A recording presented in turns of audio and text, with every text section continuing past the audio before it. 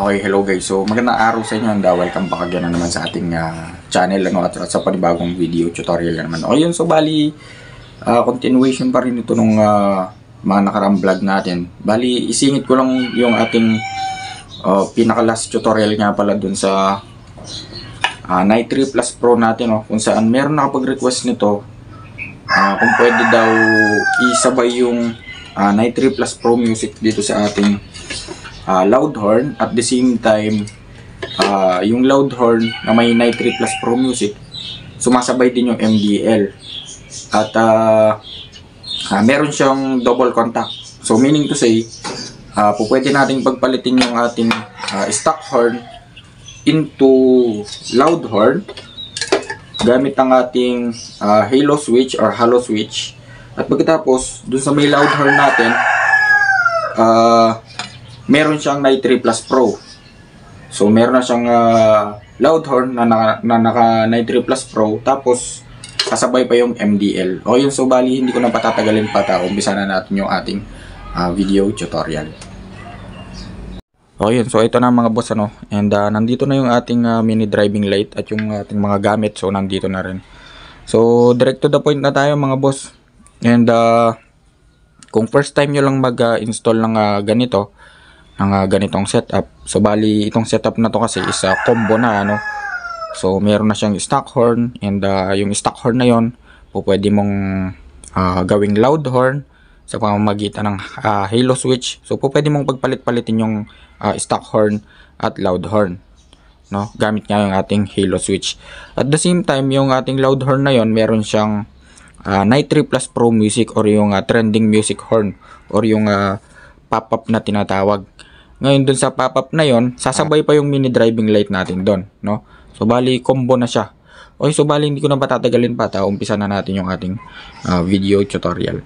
Yun, so bali kung ganito yung nabili yung mini driving light mga boss, wala siyang balas dito, wala siyang box na maliit. Yun, ganito yung color coding niya. At meron nga pa siyang kasamang switch, 3-way switch. So bali 250 pesos lang to. Yan, nabili natin sa Shopee at sa TikTok Shop.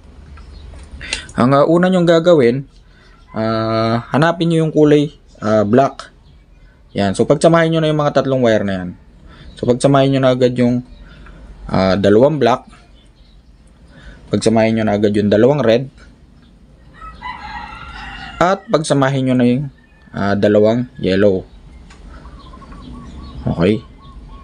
Ngayon, kung hindi naman ganitong color coding yung nabili nyo, pwede nyong itest yan direkta sa ating battery. So, pwede nyong itap yung black. Kasi, mga bossing, dito sa ating mini driving light, kailangan natin ng negative dyan, kasi nga, load yan.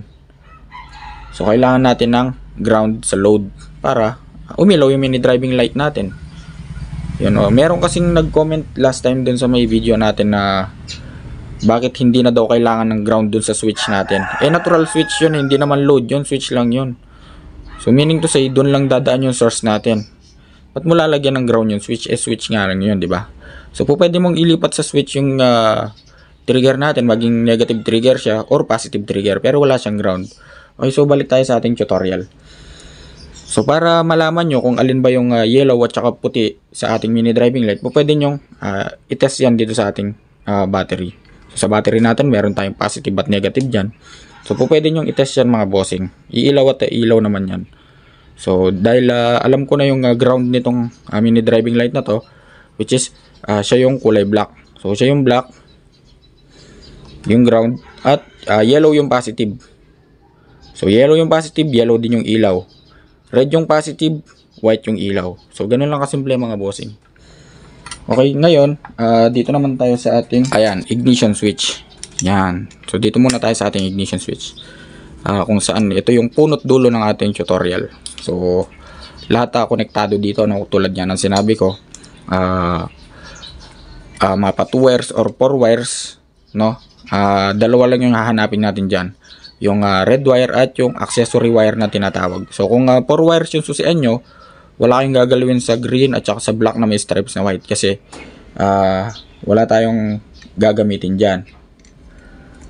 Yun. So dito lang tayo mag-focus sa red at saka sa black. Kung wala naman kayong ignition switch tapos gusto niyo maglagay and bumili kayo, ayun. So kaya hanggang dito tinuturo natin. So itong red kasi siya yung itatap natin doon sa positive terminal ng battery. Ayan, so bali tap na natin siya agad. Yan. So tinap na natin yung red mga boss sa positive terminal ng battery. Pero bago 'yon, dapat meron pang fuse yan, ano? Yung stock fuse ng motor natin, which is located sa tabi mismo ng battery or saan mang lugar sa may compartment natin. Pero dahil wala tayong extra fuse, direkta na nating tap sa may positive terminal ng battery. Ngayon yung source na yan mga bossing, kapag itong ignition switch sinusi natin, in-on natin, lilipat lang yan dito sa may black wire, which is itong ating accessory wire. So again, yung 4 wires na susian, yung accessory wire niya is kulay black. Doon naman sa mga 2 wires, sa may Yamaha, yung accessory wire niya is kulay brown. And present pa rin yung red, may red pa rin yun, which is yung live source. And sa Suzuki naman, yung accessory wire ng Suzuki is kulay orange. Siyempre present pa rin yung red dyan, live source pa rin.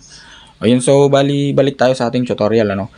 And kung mapapansin nyo mga boss, walang relay yung ating mini driving light. So bali lalagyan natin siya ng relay.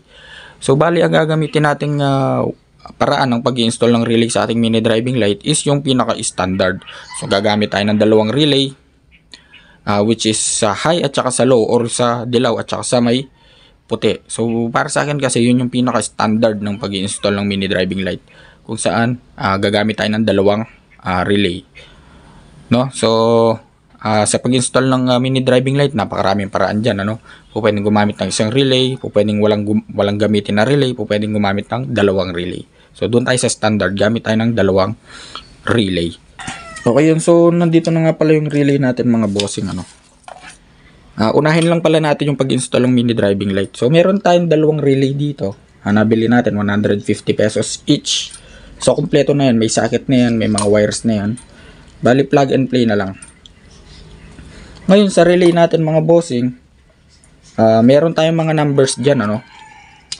Tanggalin ko yung isa kasi isa lang naman yung pares lang naman yan. So meron tayong mga numbers dyan, meron tayong 30, 85, 86, 87 at saka 87A. So bali tanggalin na natin yung 87A, hindi na natin gagamitin yan. 4 na lang yung gagamitin natin, yung 30, 85, 86 at 87. So yung number 30 natin mga bossing, automatically direkta yan sa ating positive terminal ng battery, ano. Yan. So ide-direct natin yan, itatap natin yan direkta sa positive terminal ng battery. Pero bago yun, lalagyan natin ng fuse yan. Ngayon sa relay natin, kapag natap na natin yung 30, meron trigger yan. Kailangan niya ng trigger para mapagana yung load natin. So yung trigger niyan is itong 85 at 86. So sa 85 at 86, yan yung pinaka-trigger natin. So meaning to say, kailangan niya ng positive at negative. And yung dalawa na yan, yung 86 at 85, reverse polarity yan, ano, or interchangeable or vice versa. Pwedeng magkabaliktad yan. So pwedeng maging negative yung 85, pwedeng maging positive yung 86, or pwedeng maging negative yung 86, pwedeng maging positive yung 85. So source lang yan mga boss, ano. Diyan lang papasok yung source, yung positive at negative, para matrigger yung 30 at ibato niya sa 87 yung load, para yung load natin gumana. So ganun lang kasimple. Balik na natin yung ating socket. So sabi dito yung 30 siya yung kulay red, tapos yung 87 siya yung output ng ating relay. Tapos yung dalawang dilaw, yan yung 85 at 86, yan yung trigger. So kaya nga dalawang dilaw siya, regardless kung magkabaliktad, okay lang. So dahil dalawa yan, pagsamahin na agad natin yung dalawang 30, kasi tatakbo rin naman yan sa positive terminal ng battery.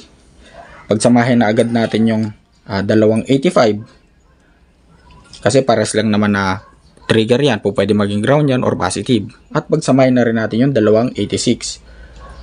Yan, so bali pagsamahin natin yung dalawang red, pagsamahin natin yung dalawang yellow, at pagsamahin natin yung dalawang yellow sa kabila. So ganun lang kasimple mga bossing. So ang gagawin nating negative dito mga boss, kung titignan natin sa ating relay, yung 86, dahil malapit siya dito sa may negative terminal ng battery.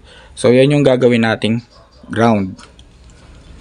Okay, so sa paghahanap ng ground mga bossing, ano, pwede tayong, okay, so harap natin dito.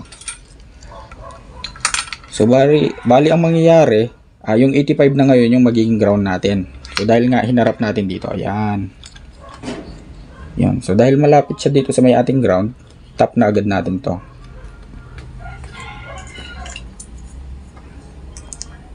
Okay, so meron ng ground yung ating trigger or yung ating relay. Ngayon, kunin natin yung 30. Yung mga bossing, ano. Kunin na natin yung 30. So ito na yung 30 ng ating dalawang relay. Ngayon, itong 30 na to, lagyan natin ng fuse. So ito yung fuse nya para safe. Take note mga boss, ano, kapag ka maglalagay ka ng relay, make sure na laging may fuse kasi ito yung pinaka circuit breaker natin for safety purposes, iwas sunog. So pwede na natin tong ipagsama. Ayan, so bali ako, ganito lang yung gagawin ko kasi nga tutorial lang naman para hindi na ako mahirapan magbaklas at hindi na ako tatanggal ng electrical tape. Okay, so connected na yung isang wire ng ating fuse na may fuse box. 10 amps nga pala yung laman ng fuse natin, ano. So itatap na rin natin yan sa positive terminal ng battery.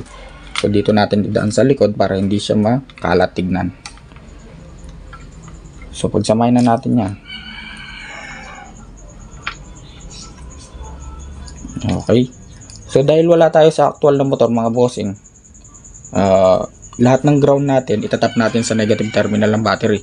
Pero kung nasa actual na motor kayo, pwede kayo mag-tap sa chassis, basta good source siya, walang pintura, walang kalawang, at saka nakatornilyo ng mabuti. Okay, so tap na yung ating 30 sa positive terminal ng battery, tap na yung ating 85 sa mismong ground, or 86, kahit alin dyan, no. So meron pa tayong natitira, dalawang blue, yung output ng ating dalawang relay, at saka yung dalawang yellow. So kailangan lang nito isa positive. So dito napapasok naman yung ating three-way switch. Again, so dito sa switch na to mga boss, ano, dito kasi may nag-comment So bakit daw walang ground sa switch na to? Kasi nga switch lang 'yan, no? So bali ito yung pinaka-trigger ng ating load itong switch na to. So pwede itong itap sa ground. Ang mangyayari nun, lahat ng trigger niya or yung source niya, ground lahat, no? So dahil nga positive trigger yung itatap natin, sa accessory wire tayo magtatap. So lahat ng trigger or ilalabas nitong switch na to is positive lang, no? Okay, so balik tayo sa topic. So dito sa three-way switch natin, may tatlong wire yan. Again, walang ground dyan kasi nga switch yan. Magkakaroon lang tayo ng ground sa load, sa mini driving light. Okay, so dito sa three-way switch, meron tayong common dyan na tinatawag. So hahanapin nyo yung common na yon. So yung common na yon yung pinakapapasukan ng source. So dadaan dyan yung source at ilalabas sa dalawang wire. So ako, dahil alam ko na yung common ng three-way switch na to is itong kulay red. So dyan papasok yung source at ibabato niya sa green at saka sa black. Kaya nga three-way switch siya. Dalawa yung on niya. Isang on at isa pang on. At yung pinakababa is off. So ganun lang kasimple mga boss. Ngayon kung ganitong switch yung nabili nyo, automatically yung common nito is yung red. So itatap na natin to agad dito sa may ating accessory wire. So sa accessory wire natin mga bossing, ano, kahit na paulit-ulit na lang, napakaraming konektado dyan. Andyan yung busina natin, andyan yung headlight natin, yung brake light, yung flasher. So sanga-sanga na yan. So dahil nga dyan connected yung accessory ng ating motor, dyan natin itatap yung three-way switch. So meaning to say, dyan kukuha ng source or dyan papasok yung common source sa ating three-way switch at ibabato niya sa dalawang wire na to, itong green at saka isang black. Again, walang ground dyan mga boss kasi nga positive yan. So andito na yung ating three-way switch. Ngayon, balik tayo dun sa may relay natin. Hanapin natin yung dalawang 86 ng dalawang relay, which is itong dalawang yellow. So pwede na natin itap yung black sa isang yellow. Yan, so subukan natin. Tap natin yung isang black sa isang yellow mga boss. At itap natin itong green sa isang yellow. Okay. So kapag ka natap nyo na, yan, again mga boss, may settings nga pala to. Dahil nga sa switch na tayo. Kapag ka tinap nyo yung, dahil nga pares na yellow, hindi natin alam dyan kung alin yung matitrigger, kung yung puti ba or yung yellow. So malalaman natin mamaya. Okay, so natap na natin yung tatlong wire na ating relay. Yung 30 sa positive terminal ng battery, yung 85 sa ground or yung isang yellow sa ground. Tapos yung dalawang yellow sa magkabilang switch na galing sa 3-way switch. Ngayon yung output naman. So sa output, ito yung dalawang blue. Yan. So bali ito na yung pinaka output or papunta na mismo ito sa ating load or sa ating MDL. Ngayon, kunin natin yung wire na pinagdikit natin kanina sa MDL. Yan. So yung pinagsama-sama natin, no? So tulad nga ng sabi ko, kapag ganitong MDL yung nabili nyo, yung black dyan is siya yung kulay. Yung kulay black siya yung ating ground. So dahil wala tayo sa actual na motor, tap na ulit natin yan sa may negative terminal ng battery. So dito pa lang tayo magkakaroon ng ground mga bossing. Yan, kapag yung ating winawiringan is load na. Okay, so meron pa tayong natirang dalawang wire sa ating MDL. So dyan ngayon papasok yung ating dalawang blue, no? So yung output na ating dalawang relay. So pwede na natin itap yung isang blue sa may red. So pwede magkabalik tayo mga boss, pwedeng itong blue na to mapunta dito sa red or pwede dun sa kabila. So pwede nyo naman pagpalit-palitin yan kung ayaw nyo yung settings. Tulad yan, sabi ko may settings tayo dyan. Yung iba kasi gusto nila yung low beam ng mini driving light is kulay white. Yung high beam ng mini driving light is kulay yellow. So ganung settings yung gusto ng iba. Yung iba naman, yung low beam ng mini driving light is yellow. Yung high beam ng mini driving light is kulay white. So tayo, dahil sanay tayo sa settings na low beam is white, high beam is yellow, so ganung settings yung gagawin natin. Okay, so natap na natin lahat mga boss, So meaning to say, pwede na nating paganahin or paandarin yung ating mini driving light. So on lang natin yung susi at press natin yung mini driving light or yung switch natin. So may dalawang relay tayo, ginamitan natin yung dalawang relay, Okay, so tumama tayo mga bossing.